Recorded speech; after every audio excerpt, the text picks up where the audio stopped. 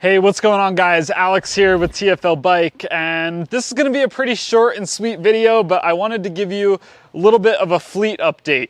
You probably recognize this bike. This is the Yamaha XSR900. I went on the press launch of this bike about a year ago, rode it out in California, and then a few months ago, Case and I went out to California, picked this bike up, and brought it back as a long-term loaner. And I ended up buying the loaner bike from Yamaha. So this is my new motorcycle. I sold my MT-09, which I already made a video telling you guys about a few months ago. I bought a Harley Davidson 48 to kind of hold me over until this came in, and I teased in that video that there was a sport bike I was trying to buy. And this is it right here. So first off, I want to just ask you what you want to see with the bike. We've already done a review on it, so I'm not going to talk about how it rides and what I think of it in this video, but it's now in my garage, so literally anything you want to see with this bike, we can do. And also, if you're interested in that Harley Davidson, I'm not in a huge rush to get rid of it, but I know it'll probably end up sitting in my garage because I have this now. So if you're interested in that bike and you're local and you want to buy it, reach out to me and we can make something happen. But let's just talk about this bike for a quick second. 2022 XSR900. I got it in the blue colorway, which is the more popular one. There's also a black, I think they called it the Raven model. It was black and red. They only did that for 1 year in 2022. So if you buy a 23 model, this is the only color you can get it in. Let's talk about just what my plans are for this bike, because there's definitely a few things I want to do to it.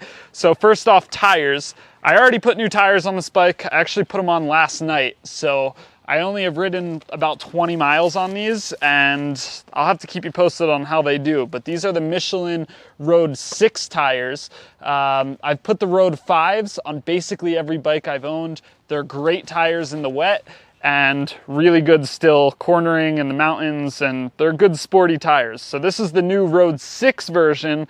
I've yet to really try them, so yeah, I'll report back. I've got both front and rear tires on, and I'll let you know how that shakes out. That's really all I've done to the bike so far. Like I said, I just got it. But as far as future plans, this monstrosity in the back is going away soon. I already have a new fender eliminator to kind of take care of that. And then I definitely want to do an exhaust on this bike. So if you look down here, that's one of the ugliest parts on this motorcycle, if you ask me. It's such a good looking bike, and that's just, the color's off, the welding seams are super visible, so I want to do a new exhaust both for style and also for sound, because this bike's too quiet. So if you have any recommendations, let me know in the comments. I was looking at the SC Project, I think it's called the STR1 exhaust, which tucks up there real nicely.